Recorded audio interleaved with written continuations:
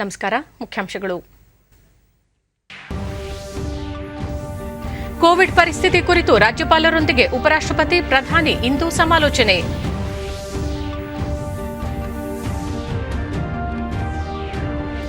ವಿಶ್ವದ ಕ್ರಮ ಮತ್ತು ಆಲೋಚನೆಗಳನ್ನು ಮರುರೂಪಿಸಲು ಕೊರೋನಾ ಸಾಂಕ್ರಾಮಿಕ ಅವಕಾಶ ಕಲ್ಪಿಸಿದೆ ಪ್ರಧಾನಿ ನರೇಂದ್ರ ಮೋದಿ.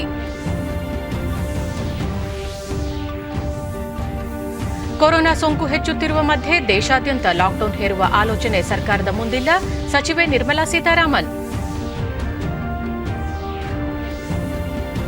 ಶೋಷಿತ ವರ್ಗದ ಹರಿಕಾರ, ಸಂವಿಧಾನ ಶಿಲ್ಪಿ ಡಾಕ್ಟರ್ ಬಿಆರ್ ಅಂಬೇಡ್ಕರ್ ಅವರ ಜನ್ಮದಿನ, ದೇಶಾದ್ಯಂತ ಹಲವು ಕಾರ್ಯಕ್ರಮ ಆಯೋಜನೆ.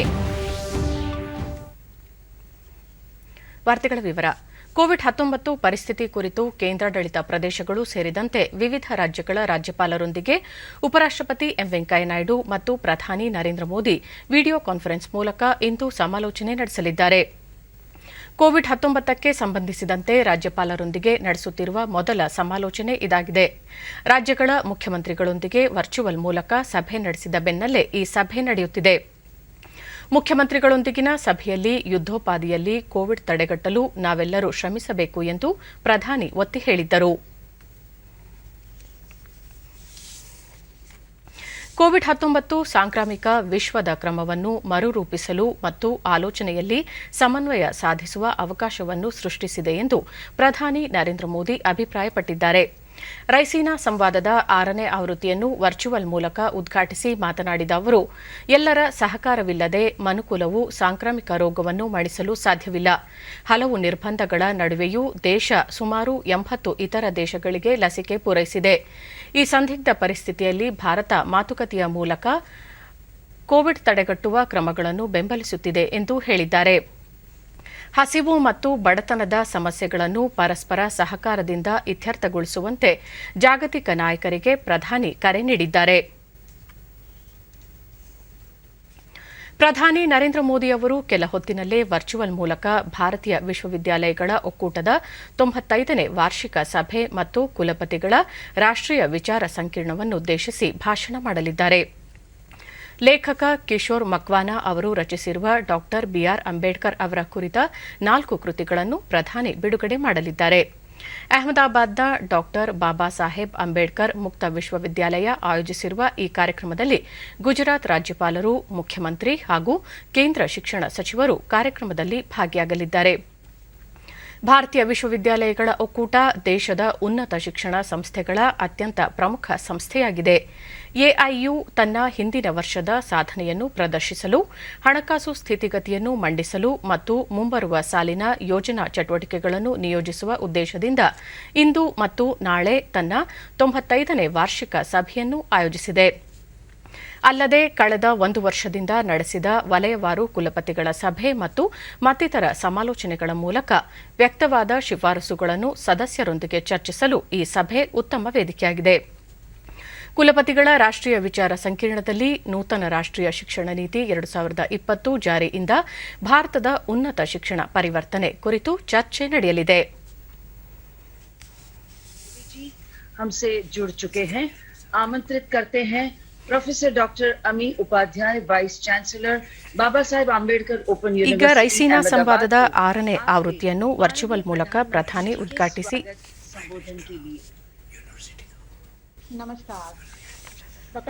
ಪ್ರಧಾನಿ ನರೇಂದ್ರ ಮೋದಿ ಅವರು ಈಗ ವರ್ಚುವಲ್ ಮೂಲಕ ಭಾರತೀಯ ವಿಶ್ವವಿದ್ಯಾಲಯಗಳ ಒಕ್ಕೂಟದ 95ನೇ ವಾರ್ಷಿಕ ಸಭೆಯನ್ನುದ್ದೇಶಿಸಿ ವಿಚಾರ ಸಂಕಿರಣದಲ್ಲಿ ಪಾಲ್ಗೊಂಡ ಕಾರ್ಯಕ್ರಮದ ನೇರ ಪ್ರಸಾರ.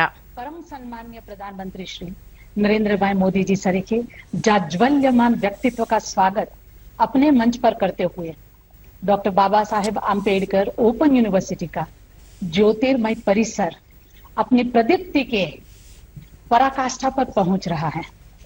मैं अमी उपाध्याय, कुलगुरु doctor Baba Saheb Ambedkar open university, मंचस्थ समस्त महानुभाव और विश्वविद्यालय परिवार के साथ माननीय प्रधानमंत्री जी का doctor Baba Saheb Ambedkar open university और एसोसिएशन ऑफ इंडियन यूनिवर्सिटी की ओर से सहृदय स्वागत करती हूँ. यूनिवर्सिटी माननीय प्रधानमंत्री जी की प्रेरणा, माननीय राज्यपाल श्री के आशीर्वाद, माननीय मुख्यमंत्री श्री के नेतृत्व और माननीय शिक्षा मंत्री श्री के मार्गदर्शन की हमेशा से आभारी है. आज का दिन यूनिवर्सिटी परिसर के लिए चिरस्मरणीय रहेगा, जब वह एक साथ कई अद्भुत संयोगों का साक्षी बन रहा है। सर्वप्रथम तो यह कि जिन महामानव के नाम और विचारों का अनुसरण यह यूनिवर्सिटी करती है, ऐसे बाबा साहब अम्बेडकर जी की जन्म जयंती पर उनके विचारों को अपने जीवन में चरितार्थ करने वाले माननीय प्रधानमंत्री जी स्वयं आज हमारे साथ हैं। द्वितीयतः डॉक्टर आम्बेडकर जी का चिरस्वप्न समरस समाज का संकल्प लेकर यूनिवर्सिटी में कार्यान्वित होने वाली समरसता पीठ की उद्घोषणा। तृतीयतः यूनिवर्सिटी के प्रबंध मंडल के सम्मानित सदस्य, गुजरात के प्रतिष्ठित लेखक और अम्बेडकर अध्येता श्री किशोर भाई मकवाणा जी की पुस्तकों का माननीय प्रधानमंत्री जी के कर कमलों से विमोचन। और अंततः वह सर्व प्रमुख कार्यक्रम जिसके लिए हम सब आज विशेष रूप से एकत्र हुए हैं, एआईयू द्वारा आयोजित नेशनल वाइस चांसलर्स कॉन्फ्रेंस का सम्माननीय प्रधानमंत्री से शुभारंभ। यह अखिल भारतीय कुलपति सम्मेलन राष्ट्रीय शिक्षा नीति 2020 के चरणबद्ध कार्यान्वयन की योजना तैयार करने का लक्ष्य लेकर आरंभ हो रहा है। हमारे माननीय प्रधानमंत्री श्री और शिक्षा मंत्री श्री का मैं नए भारत के सृजन के स्वप्न को साकार कर सके ऐसी अभूतपूर्व शिक्षा नीति के प्रदान के लिए आभार से स्वागत करती हूँ। I apologize, but I will not miss this opportunity to express what every Indian feels under the visionary leadership of Honorable Prime Minister, quoting slightly changed poem by Sarveshwar Dayal Saxena ji. आपका नेतृत्व पाकर अक्सर हमें लगता है कि हम असमर्थताओं से नहीं, संभावनाओं से घिरे हैं। हर दीवार में द्वार बन सकता है और हर द्वार में से पूरा का पूरा पहाड़ गुजर सकता है। सामर्थ्य केवल इच्छा का दूसरा नाम है। जिस नेतृत्व ने भारत को विश्व गुरु की राह पर सामर्थ्य और संभावना का पर्याय बनाया, ऐसे परम श्रद्धेय हृदयस्थ प्रधानमंत्री श्री का मैं यूनिवर्सिटी, एआईयू और राष्ट्र के संपूर्ण शिक्षा जगत की ओर से स्वागत करती हूँ। जय जय जय गुजरात, वंदे भारत मातरम। धन्यवाद अमी जी। गुजरात ने हमेशा बाबा साहेब के समरसता के मंत्र को आत्मसात किया है। इसका उत्तम उदाहरण है गुजरात के शिक्षा मंत्री श्री भूपेंद्र सिंह जी, जो पिछले 41 सालों से समरसता व्रत का धारण किए हुए हैं और ये पूरा दिन 14 अप्रैल को दलित परिवारों के साथ बिताते हैं। और अब आमंत्रित करते हैं माननीय प्रधानमंत्री जी को कि आपके कर कमलों से भारत रत्न डॉक्टर बाबा साहेब आम्बेडकर जी के जीवन, कार्य और विचार पर श्री किशोर मकवाणा द्वारा लिखित 4 पुस्तकों के संपुट का विमोचन करें। इस संपुट में उपलब्ध हैं व्यक्ति दर्शन, जीवन दर्शन, आयाम दर्शन और राष्ट्र दर्शन। अंबेडकर जी पर अपने गहन अध्ययन के लिए जाने बजाते लेखक श्री किशोर मकवाणा की ये पुस्तक बाबा साहब को राष्ट्र निर्माता के रूप में प्रस्तुत करता अद्वितीय दस्तावेज है। आइए देखें इस संपुट की झलक।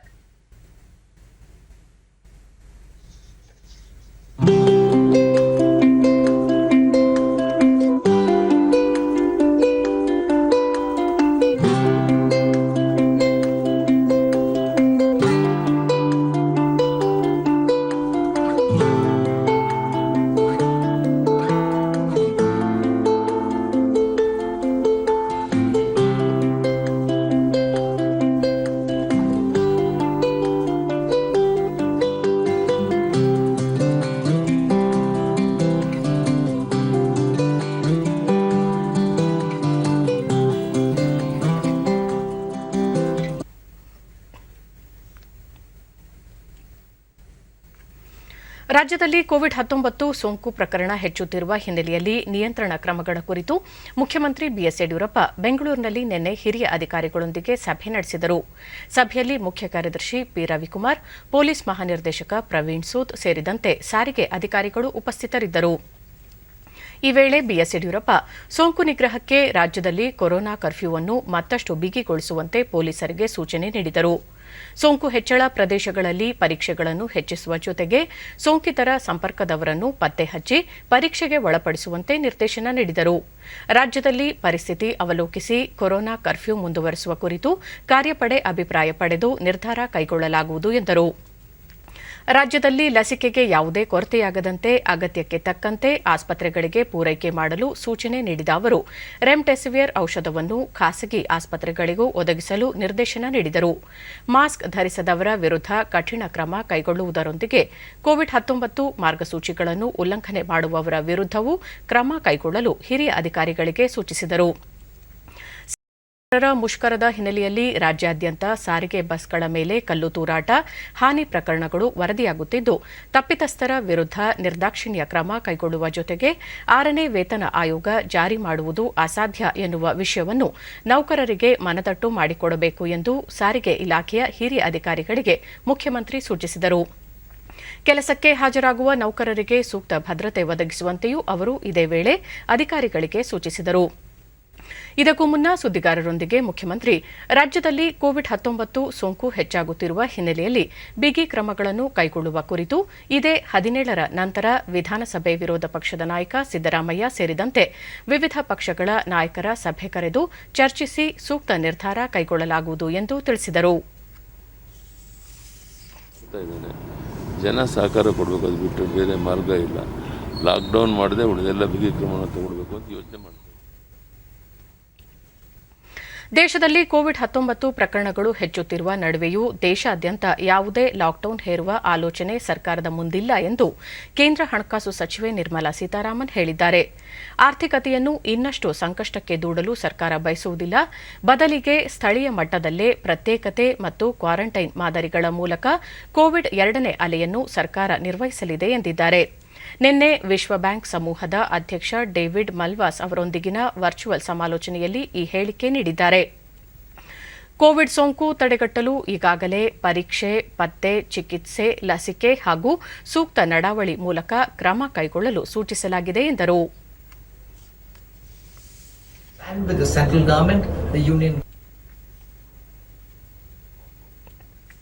ಇಂದು ಸಂವಿಧಾನ ಶಿಲ್ಪಿ ಡಾ ಬಿಆರ್ ಅಂಬೇಡ್ಕರ್ ಅವರ 130ನೇ ಜನ್ಮದಿನ. ದೇಶದೆಲ್ಲೆಡೆ ಅಂಬೇಡ್ಕರ್ ಜಯಂತಿಯನ್ನು ಆಚರಿಸಲಾಗುತ್ತಿದೆ. 1891 ಏಪ್ರಿಲ್ 14ರಂದು ಈಗಿನ ಮಧ್ಯಪ್ರದೇಶದಲ್ಲಿ ಜನಿಸಿದ ಅವರು ಸಂವಿಧಾನ ರಚನೆಯಲ್ಲಿ ಮಹತ್ವದ ಪಾತ್ರ ವಹಿಸಿದ್ದರು. ಸಮಾಜದಲ್ಲಿ ಸ್ವಾತಂತ್ರ್ಯ, ಸಮಾನತೆ ಮತ್ತು ಸಹೋದರತ್ವ ತತ್ವಗಳ ಆಧಾರದ ಮೇಲೆ ಶೋಷಿತ ಸಮುದಾಯಗಳ ಪರವಾಗಿ ಅಂಬೇಡ್ಕರ್ ಅವರು ಸತತವಾಗಿ ಹೋರಾಡಿದರು. उनकी प्रतिमा पर श्रद्धांजलि अर्पित कर रहे हैं. इसी क्रम में महाराष्ट्र के मुख्यमंत्री ರಾಷ್ಟ್ರಪತಿ ರಾಮನಾಥ್ ಕೋವಿಂದ್ ಸಮಾಜವನ್ನು ನಿರ್ಮಿಸಲು ಅಂಬೇಡ್ಕರ್ ಅವರು ಜೀವನವಿಡೀ ಹೋರಾಡಿದರು. ಇಂದು ಅವರ ಜೀವನ ಮತ್ತು ಆಲೋಚನೆಗಳಿಂದ ಶಿಕ್ಷಣ ಪಡೆದು ನಮ್ಮ ನಡವಳಿಕೆಯಲ್ಲಿ ಅವರ ಆದರ್ಶಗಳನ್ನು ಅಳವಡಿಸಿಕೊಳ್ಳಲು ನಿರ್ಧರಿಸಬೇಕಿದೆ ಎಂದು ತಮ್ಮ ಟ್ವೀಟ್ ಸಂದೇಶದಲ್ಲಿ ತಿಳಿಸಿದ್ದಾರೆ. ಪ್ರಧಾನಿ ನರೇಂದ್ರ ಮೋದಿ ಸಮಾಜದ ವಂಚಿತ ವರ್ಗಗಳನ್ನು ಮುಖ್ಯವಾಹಿನಿಗೆ ತರುವ ಅವರ ಹೋರಾಟ ಪ್ರತಿ ಪೀಳಿಗೆಗೆ ನಿದರ್ಶನವಾಗಿ ಮುಂದುವರಿಯುತ್ತದೆ ಎಂದಿದ್ದಾರೆ. ಕೇಂದ್ರ ಸಚಿವ ಪಿಯೂಷ್ ಗೋಯಲ್ ಅಸಮಾನತೆ ಮತ್ತು ಅನ್ಯಾಯದ ವಿರುದ್ಧ ಹೋರಾಡಿದ ಸಂವಿಧಾನದ ಸೃಷ್ಟಿಕರ್ತ ಡಾ ಬಿಆರ್ ಅಂಬೇಡ್ಕರ್ ಅವರ ಜನ್ಮದಿನಕ್ಕೆ ಗೌರವಯುತ ಶುಭಾಶಯಗಳನ್ನು ಅರ್ಪಿಸುತ್ತೇನೆ. ಸಮಾಜದಲ್ಲಿ ಸಾಮರಸ್ಯವನ್ನುಂಟು ಮಾಡಲು, ತಾರತಮ್ಯವನ್ನು ನಿರ್ಮೂಲನೆ ಮಾಡಲು ಮತ್ತು ಅದನ್ನು ಶಕ್ತಿಯುತವಾಗಿರಿಸಲು ಅವರು ತಮ್ಮ ಇಡೀ ಜೀವನವನ್ನು ಮುಡುಪಾಗಿಟ್ಟಿದ್ದರು ಎಂದು ತಮ್ಮ ಟ್ವೀಟ್ ಸಂದೇಶದಲ್ಲಿ ತಿಳಿಸಿದ್ದಾರೆ.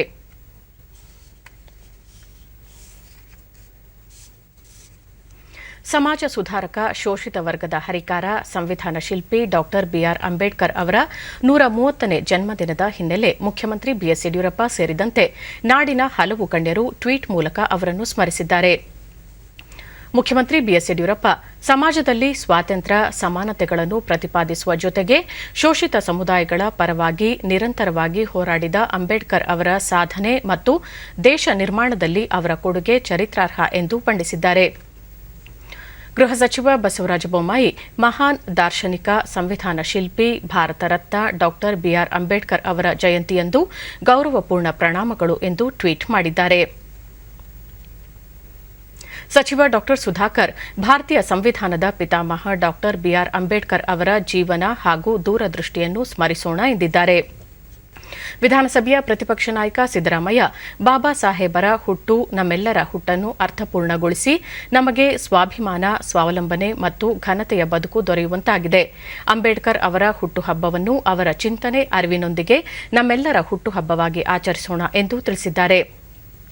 ಜೆಡಿಎಸ್ ವರಿಷ್ಠ ಎಚ್ಡಿ ದೇವೇಗೌಡ ಸಾಮಾಜಿಕ ಸಮಾನತೆಗೆ ಹೋರಾಡಿದ ಅಂಬೇಡ್ಕರ್ ಅವರ ಆದರ್ಶಗಳನ್ನು ಎತ್ತಿ ಹಿಡಿಯುವುದು ನಮ್ಮೆಲ್ಲರ ಜವಾಬ್ದಾರಿಯಾಗಿದೆ ಎಂದಿದ್ದಾರೆ. ಸಂಸದ ಉಮೇಶ್ ಜಾಧವ್ ಕಲಬುರಗಿಯ ಜಗತ ವೃತ್ತದಲ್ಲಿ ಬಿಆರ್ ಅಂಬೇಡ್ಕರ್ ಅವರ ಪ್ರತಿಮೆಗೆ ಮಾಲಾರ್ಪಣೆ ಮಾಡಿ ಅಂಬೇಡ್ಕರ್ ಅವರ 130ನೇ ಜಯಂತಿಯನ್ನು ಆಚರಿಸಿದರು. ದಕ್ಷಿಣ ಕನ್ನಡ ಜಿಲ್ಲೆಯಲ್ಲೂ ಬಿಜೆಪಿ ರಾಜ್ಯಾಧ್ಯಕ್ಷ ನಳಿನ್ ಕುಮಾರ್ ಕಟೀಲ್ ಅಂಬೇಡ್ಕರ್ ಪ್ರತಿಮೆಗೆ ಮಾಲಾರ್ಪಣೆ ಮಾಡಿ ಅಂಬೇಡ್ಕರ್ ಅವರ ತತ್ವಗಳನ್ನು ಪ್ರತಿಪಾದಿಸಿದರು. ದೇಶಾದ್ಯಂತ ಲಭ್ಯವಿರುವ ರಸಗೊಬ್ಬರ ದಾಸ್ತಾನನ್ನು ಹಳೆಯ ದರದಲ್ಲಿಯೇ ಮಾರಾಟ ಮಾಡಲು ರಸಗೊಬ್ಬರ ಉತ್ಪಾದಕರು ಸಮ್ಮತಿಸಿದ್ದಾರೆ ಎಂದು ಕೇಂದ್ರ ರಾಸಾಯನಿಕ ಮತ್ತು ರಸಗೊಬ್ಬರ ಖಾತೆ ಸಚಿವ ಡಿವಿ ಸದಾನಂದಗೌಡ ತಿಳಿಸಿದ್ದಾರೆ. ಸುದ್ದಿಗೋಷ್ಠಿಯಲ್ಲಿ ಅವರು ಇಫ್ಕೋ, ಐಪಿಎಲ್ನಂತಹ ಪ್ರಮುಖ ಕಂಪನಿಗಳು ಹಳೆಯ ದರದಲ್ಲಿಯೇ ದಾಸ್ತಾನು ಪೂರೈಸಲು ಆಯಾ ರಾಜ್ಯದ ಕೃಷಿ ಇಲಾಖೆಗಳಿಗೆ ಪತ್ರ ಬರೆದಿವೆ. ರಸಗೊಬ್ಬರ ತಯಾರಿಕೆಗೆ ಅಗತ್ಯವಿರುವ ಶೇಕಡಾ 90ರಷ್ಟು ಕಚ್ಚಾ ವಸ್ತುಗಳನ್ನು ಆಮದು ಮಾಡಿಕೊಳ್ಳಲಾಗುತ್ತಿದೆ. ಅಂತಾರಾಷ್ಟೀಯ ಮಾರುಕಟ್ಟೆಯಲ್ಲಿ ಕಚ್ಚಾ ವಸ್ತುಗಳ ಬೆಲೆ ತೀವ್ರ ಹೆಚ್ಚಳವಾಗಿರುವ ಪರಿಣಾಮ ರಸಗೊಬ್ಬರದ ಬೆಲೆಯೂ ಏರಿಕೆ ಕಂಡಿದೆ. ಸದ್ಯ ಪ್ರಸಕ್ತ ದಾಸ್ತಾನನ್ನು ಹಳೆಯ ದರದಲ್ಲಿಯೇ ಮಾರಾಟ ಮಾಡಲು ಸಂಸ್ಥೆಗಳು ಒಪ್ಪಿಕೊಂಡಿವೆ ಎಂದು ತಿಳಿಸಿದರು. ಅಮೆರಿಕ, ಬ್ರೆಜಿಲ್, ಐರೋಪ್ಯ ಒಕ್ಕೂಟಗಳಲ್ಲಿ ಬೇಡಿಕೆ ಕುಸಿದು ಬೆಲೆಯೂ ಇಳಿಕೆಯಾಗಿದೆ. ಇದರಿಂದ ಮುಂಬರುವ ದಿನಗಳಲ್ಲಿ ಭಾರತದಲ್ಲಿಯೂ ಬೆಲೆ ಇಳಿಕೆಯಾಗುವ ವಿಶ್ವಾಸವಿದೆ ಎಂದು ಹೇಳಿದರು. ಮುಂಬರುವ ಹಂಗಾಮಿಗೆ ಅಗತ್ಯವಿರುವ ರಸಗೊಬ್ಬರವನ್ನು ಪೂರೈಸಲು ಅಗತ್ಯ ಕ್ರಮ ಕೈಗೊಳ್ಳಲಾಗಿದ್ದು, ಬೇಡಿಕೆ ಅನುಸಾರ ದಾಸ್ತಾನು ಪೂರೈಸಲು ಪೂರ್ವ ಸಿದ್ದತೆ ಮಾಡಿಕೊಳ್ಳಲಾಗಿದೆ. ರೈತರಿಗೆ ಆದಷ್ಟು ಕಡಿಮೆ ದರದಲ್ಲಿ ರಸಗೊಬ್ಬರ ಪೂರೈಸಲು ಪ್ರಧಾನಿ ನರೇಂದ್ರ ಮೋದಿ ನೇತೃತ್ವದ ಸರ್ಕಾರ ಬದ್ಧವಾಗಿದೆ. ರಸಗೊಬ್ಬರ ಸಬ್ಸಿಡಿಗಾಗಿ ಭಾರೀ ಮೊತ್ತವನ್ನು ವ್ಯಯಿಸಲಾಗುತ್ತಿದ್ದು 2019-20 ಸಾಲಿನಲ್ಲಿ ರಸಗೊಬ್ಬರ ಸಹಾಯಧನಕ್ಕಾಗಿ 83,467 ಕೋಟಿ ರೂಪಾಯಿ ಮೀಸಲಿಡಲಾಗಿದ್ದು, ಕೊರೋನಾ ಸಂಕಷ್ಟದ ನಡುವೆಯೂ ಕಳೆದ ವರ್ಷ 1,31,229 ಕೋಟಿಗೂ ಅಧಿಕ ಹಣವನ್ನು ರಸಗೊಬ್ಬರ ಸಬ್ಸಿಡಿಗೆ ಮೀಸಲಿರಿಸಲಾಗಿತ್ತು ಎಂದು ಅವರು ಮಾಹಿತಿ ನೀಡಿದರು.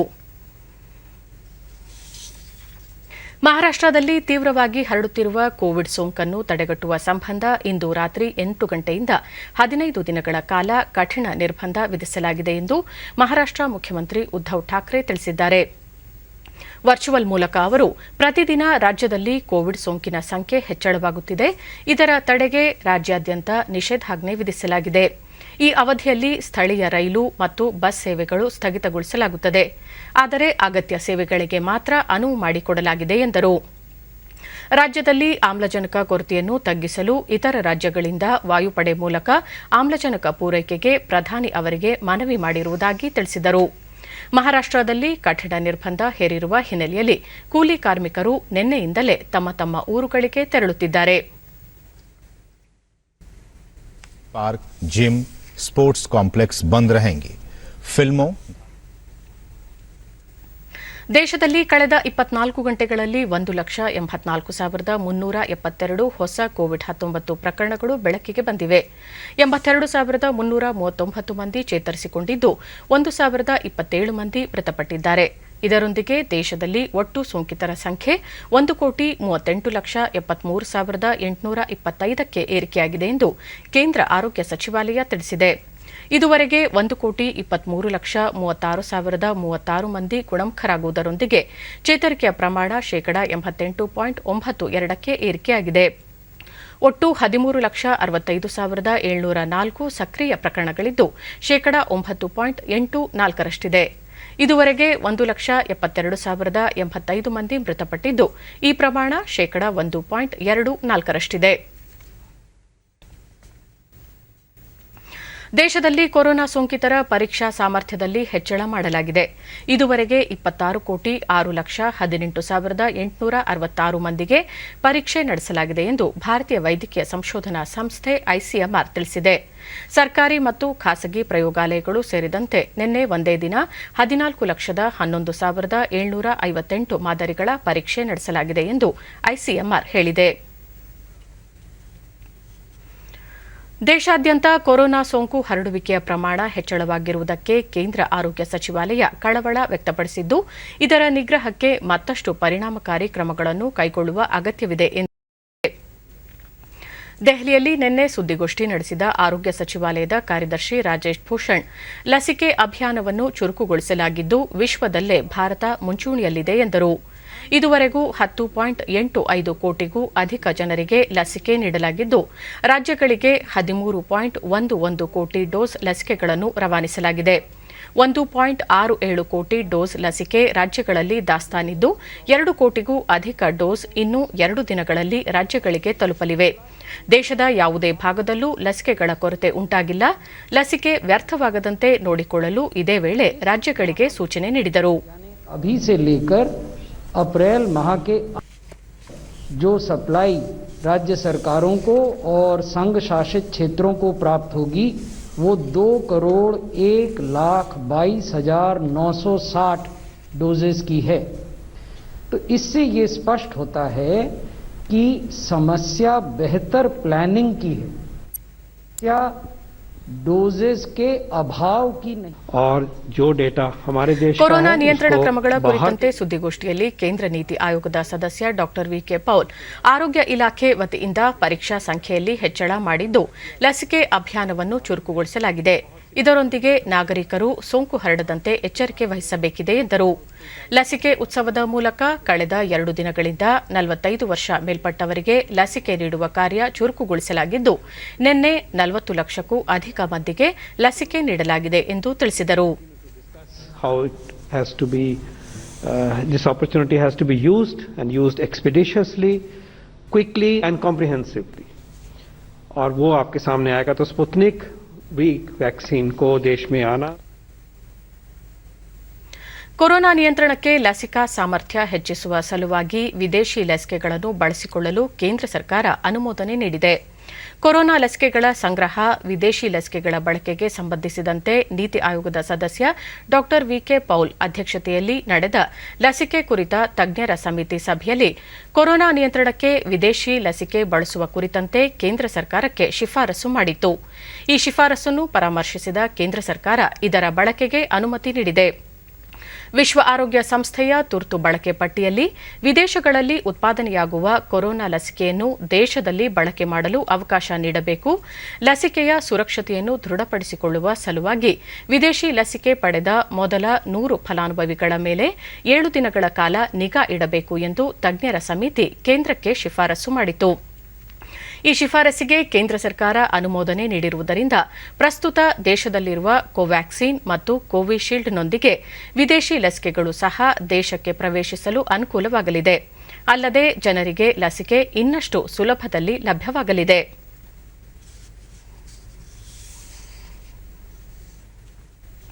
ಮುಸ್ಲಿಂ ಸಮುದಾಯದ ಪವಿತ್ರ ರಂಜಾನ್ ಆಚರಣೆ ಇಂದಿನಿಂದ ಆರಂಭವಾಗಲಿರುವ ಹಿನ್ನೆಲೆಯಲ್ಲಿ ಕೋವಿಡ್-19 ಮಾರ್ಗಸೂಚಿಗಳನ್ನು ಕಟ್ಟುನಿಟ್ಟಾಗಿ ಪಾಲನೆ ಮಾಡುವಂತೆ ಸರ್ಕಾರ ಆದೇಶ ಹೊರಡಿಸಿ ಮಾರ್ಗಸೂಚಿಗಳನ್ನು ಬಿಡುಗಡೆ ಮಾಡಿದೆ.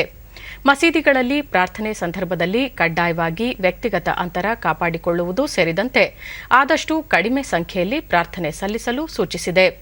60 ವರ್ಷ ಮೇಲ್ಪಟ್ಟ ನಾಗರಿಕರು, ಮಹಿಳೆಯರು, ಗರ್ಭಿಣಿಯರು ಹಾಗೂ 10 ವರ್ಷದೊಳಗಿನ ಮಕ್ಕಳಿಗೆ ಪ್ರವೇಶ ನಿರ್ಬಂಧಿಸಲಾಗಿದ್ದು ಆರೋಗ್ಯದ ಬಗ್ಗೆ ಎಚ್ಚರಿಕೆ ವಹಿಸುವಂತೆ ಅಲ್ಪಸಂಖ್ಯಾತ ಕಲ್ಯಾಣ ಇಲಾಖೆಯ ಕಾರ್ಯದರ್ಶಿ ಕ್ಯಾಪ್ಟನ್ ಪಿ ಮಣಿವಣ್ಣನ್ ಅವರು ಆದೇಶದಲ್ಲಿ ತಿಳಿಸಿದ್ದಾರೆ.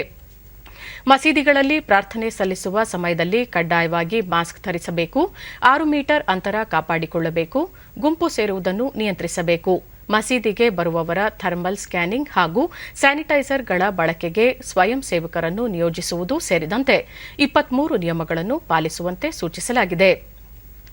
ಈ ಮಧ್ಯೆ ಕಂಟೈನ್ಮೆಂಟ್ ವಲಯಗಳಲ್ಲಿನ ಮಸೀದಿಗಳಲ್ಲಿ ರಂಜಾನ್ ಮಾಸಾಚರಣೆಗೆ ತಡೆ ನೀಡಲಾಗಿದೆ.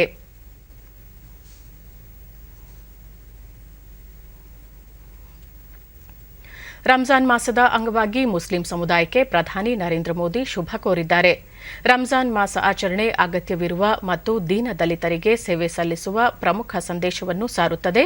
ಇದು ಸಮಾನತೆ, ಸಹೋದರತ್ವ ಮತ್ತು ಸಹಾನುಭೂತಿ ಮಹತ್ವವನ್ನು ಪುನರುಚ್ಚರಿಸುತ್ತದೆ ಎಂದು ತಮ್ಮ ಟ್ವೀಟ್ ಸಂದೇಶದಲ್ಲಿ ತಿಳಿಸಿದ್ದಾರೆ. ದೇಶದಲ್ಲಿ ಕೋವಿಡ್ ಲಸಿಕಾ ಅಭಿಯಾನ ಜಾರಿಗೊಂಡ ನಂತರ ಇದುವರೆಗೆ ಒಟ್ಟು 11,11,79,578 ಮಂದಿಗೆ ಲಸಿಕೆ ನೀಡಲಾಗಿದೆ. ಇದರೊಂದಿಗೆ ವಿಶ್ವದ ಅತಿದೊಡ್ಡ ಈ ಲಸಿಕಾ ಅಭಿಯಾನದಲ್ಲಿ ಭಾರತ ಹೊಸ ಮೈಲಿಗಲ್ಲು ಸ್ಥಾಪಿಸಿದಂತಾಗಿದೆ. ನಿನ್ನೆ 8 ಗಂಟೆಯವರೆಗೆ 25,883 ಮಂದಿಗೆ ರಾಷ್ಟ್ರವ್ಯಾಪಿ ಲಸಿಕೆ ನೀಡಲಾಗಿದೆ. 21,22,686 ಮಂದಿಗೆ ಮೊದಲ ಡೋಸ್ ಲಸಿಕೆ ಹಾಗೂ 3,78,000 ಮಂದಿಗೆ ಎರಡನೇ ಡೋಸ್ ಲಸಿಕೆ ನೀಡಲಾಗಿದೆ ಎಂದು ಕೇಂದ್ರ ಆರೋಗ್ಯ ಸಚಿವಾಲಯ ತಿಳಿಸಿದೆ. ಇದುವರೆಗೂ 60 ವರ್ಷ ಮೇಲ್ಪಟ್ಟ 4,24,00,000ಕ್ಕೂ ಅಧಿಕ ಫಲಾನುಭವಿಗಳು ಮೊದಲ ಡೋಸ್ ಪಡೆದುಕೊಂಡಿದ್ದು 24,60,000ಕ್ಕೂ ಹೆಚ್ಚು ಫಲಾನುಭವಿಗಳಿಗೆ ಎರಡನೇ ಡೋಸ್ ನೀಡಲಾಗಿದೆ ಎಂದು ಸಚಿವಾಲಯ ಹೇಳಿದೆ. ಪ್ರಧಾನಿ ನರೇಂದ್ರ ಮೋದಿ ಇತ್ತೀಚೆಗೆ ಕರೆ ನೀಡಿದ್ದ 4 ದಿನಗಳ ಲಸಿಕಾ ಉತ್ಸವಕ್ಕೆ ಇಂದು ಕೊನೆಯ ದಿನ. ದೇಶದಲ್ಲಿ ಕೋವಿಡ್-19 ಪ್ರಕರಣಗಳ ಏರಿಕೆ ಹಿನ್ನೆಲೆಯಲ್ಲಿ ಸೋಂಕು ಪತ್ತೆ, ಪರೀಕ್ಷೆ ಹಾಗೂ ಲಸಿಕಾ ಅಭಿಯಾನವನ್ನು ಚುರುಕುಗೊಳಿಸಲು ಪ್ರಧಾನಿ ಸೂಚಿಸಿದ್ದರು. ಪ್ರಧಾನಿ ಕರೆಗೆ ದೇಶವ್ಯಾಪಿ ಬೆಂಬಲ ವ್ಯಕ್ತವಾಗಿದ್ದು, ಜನತೆ ಲಸಿಕಾ ಉತ್ಸವದಲ್ಲಿ ಪಾಲ್ಗೊಂಡಿದ್ದಾರೆ. ಇದುವರೆಗೆ 11,10,33,925 ಮಂದಿಗೆ ಲಸಿಕೆ ನೀಡಲಾಗಿದೆ. ದೇಶಾದ್ಯಂತ ಕೋವಿಡ್-19 ಪ್ರಕರಣಗಳ ಹೆಚ್ಚಳದ ನಡುವೆಯೇ ಉತ್ತರಾಖಂಡ್ನ ಹರಿದ್ವಾರದ ಹರ್ ಕಿ ಪೌರಿ ಘಾಟ್ನಲ್ಲಿ ಭಕ್ತಾದಿಗಳು ಇಂದು ಕುಂಭಮೇಳದ 3ನೇ ಪುಣ್ಯ ಸ್ನಾನದಲ್ಲಿ ಪಾಲ್ಗೊಂಡರು. ಮಹಾಶಿವರಾತ್ರಿ ಅಂಗವಾಗಿ ಮಾರ್ಚ್ 11ರಂದು ಮೊದಲ ಪುಣ್ಯ ಸ್ನಾನ ಹಾಗೂ ಎರಡನೇ ಪುಣ್ಯ ಸ್ನಾನ ಕಳೆದ 12ರಂದು ಜರುಗಿತ್ತು. ಕುಂಭಮೇಳದ ವೇಳಾಪಟ್ಟಿ ಪ್ರಕಾರ 4 ಪುಣ್ಯ ಸ್ನಾನ ಮತ್ತು 9 ಗಂಗಾ ಸ್ನಾನ ಈ ವರ್ಷ ಹರಿದ್ವಾರದಲ್ಲಿ ನಡೆಯಲಿವೆ. ಕುಂಭಮೇಳದ ಭಾಗವಾಗಿರುವ ಪವಿತ್ರ ಸ್ನಾನಗಳು ಏಪ್ರಿಲ್ 1ರಿಂದ ಏಪ್ರಿಲ್ 30ರವರೆಗೆ ಹರಿದ್ವಾರದಲ್ಲಿ ಆಯೋಜಿಸಲಾಗಿದೆ. ದೇಶದ ನಾಸಿಕ್, ಹರಿದ್ವಾರ, ಪ್ರಯಾಗ್ರಾಜ್ ಮತ್ತು ಉಜ್ಜಯಿನಿಯಲ್ಲಿ ಕುಂಭಮೇಳವನ್ನು ಆಯೋಜಿಸಲಾಗುತ್ತದೆ. ಸಾಮಾನ್ಯವಾಗಿ ಸುಮಾರು 4 ತಿಂಗಳು ನಡೆಯುವ ಕುಂಭಮೇಳ ಕೊರೋನಾ ಸಾಂಕ್ರಾಮಿಕದಿಂದಾಗಿ ಈ ವರ್ಷ 1 ತಿಂಗಳಿಗೆ ಸೀಮಿತಗೊಳಿಸಲಾಗಿದೆ. ಇಂದು ದೇಶದ ಹಲವು ಭಾಗಗಳಲ್ಲಿ ಸೌರಮಾನ ಯುಗಾದಿ ಹಬ್ಬವನ್ನು ಸಂಭ್ರಮದಿಂದ ಆಚರಿಸಲಾಗುತ್ತಿದೆ. ರಾಜ್ಯದ ಕರಾವಳಿ ಭಾಗದಲ್ಲೂ ಸೌರಮಾನ ಯುಗಾದಿ ಕಳೆಕಟ್ಟಿದೆ. ಈ ಸಂಬಂಧ ಮುಖ್ಯಮಂತ್ರಿ ಬಿಎಸ್ ಯಡಿಯೂರಪ್ಪ ನಾಡಿನ ಸಮಸ್ತ ಜನತೆಗೆ, ವಿಶೇಷವಾಗಿ ಕರಾವಳಿ ಭಾಗದ ಜನರಿಗೆ ಸೌರಮಾನ ಯುಗಾದಿಯ ಶುಭ ಕೋರಿದ್ದಾರೆ. ಎದುರಾಗಿರುವ ಸಂಕಷ್ಟಗಳ ಕತ್ತಲು ಕಳೆದು ಸುಖ ಸಮೃದ್ಧಿಗಳ ಹೊಂಬೆಳಕು ಎಲ್ಲರ ಬಾಳಲ್ಲಿ ಮೂಡಲಿ. ನೂತನ ವರ್ಷ ಶುಭದಾಯಕವಾಗಿರಲಿ. ಎಲ್ಲ ಮುನ್ನೆಚ್ಚರಿಕೆ ಕ್ರಮಗಳೊಂದಿಗೆ ಸುರಕ್ಷಿತವಾಗಿ ಹಬ್ಬವನ್ನು ಆಚರಿಸೋಣ ಎಂದು ತಮ್ಮ ಟ್ವೀಟ್ ಸಂದೇಶದಲ್ಲಿ ತಿಳಿಸಿದ್ದಾರೆ. ಪ್ರಧಾನಿ ನರೇಂದ್ರ ಮೋದಿ ಅವರ ಆಕಾಶವಾಣಿಯ ಮನ್ ಕಿ ಬಾತ್ ಕಾರ್ಯಕ್ರಮ ಇದೇ 25ರಂದು ಬೆಳಗ್ಗೆ 11 ಗಂಟೆಗೆ ಪ್ರಸಾರವಾಗಲಿದೆ. ಕಾರ್ಯಕ್ರಮದಲ್ಲಿ ಹಂಚಿಕೊಳ್ಳಬಹುದಾದ ವಿಷಯಗಳ ಕುರಿತು ದೇಶವಾಸಿಗಳು ತಮ್ಮ ಅಭಿಪ್ರಾಯ ಹಾಗೂ ಅನಿಸಿಕೆಗಳನ್ನು ಹಂಚಿಕೊಳ್ಳಲು ಅವಕಾಶ ಕಲ್ಪಿಸಲಾಗಿದೆ.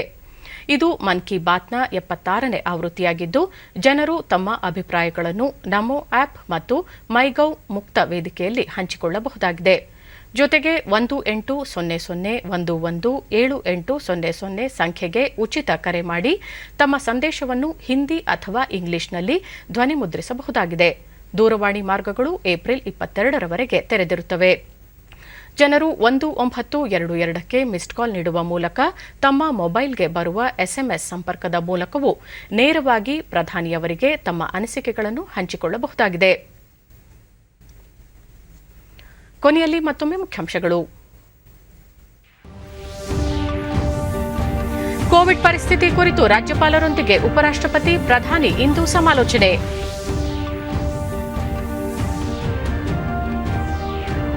ವಿಶ್ವದ ಕ್ರಮ ಮತ್ತು ಆಲೋಚನೆಗಳನ್ನು ಮರುರೂಪಿಸಲು ಕೊರೋನಾ ಸಾಂಕ್ರಾಮಿಕ ಅವಕಾಶ ಕಲ್ಪಿಸಿದೆ ಪ್ರಧಾನಿ ನರೇಂದ್ರ ಮೋದಿ.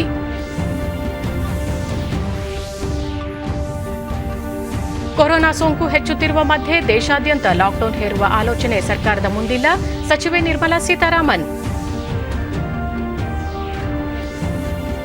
ಶೋಷಿತ ವರ್ಗದ ಹರಿಕಾರ, ಸಂವಿಧಾನ ಶಿಲ್ಪಿ ಡಾಕ್ಟರ್ ಬಿಆರ್ ಅಂಬೇಡ್ಕರ್ ಅವರ ಜನ್ಮದಿನ, ದೇಶಾದ್ಯಂತ ಹಲವು ಕಾರ್ಯಕ್ರಮ ಆಯೋಜನೆ.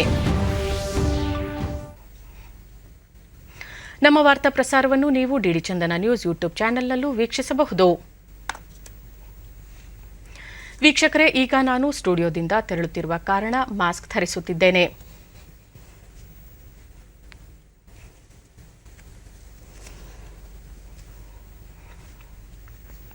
ನೀವು ಸಹ ಮನೆಯಿಂದ ಹೊರಹೋಗುವ ಮುನ್ನ ಸರಿಯಾದ ಕ್ರಮದಲ್ಲಿ ತಪ್ಪದೆ ಮಾಸ್ಕ್ ಧರಿಸಿ.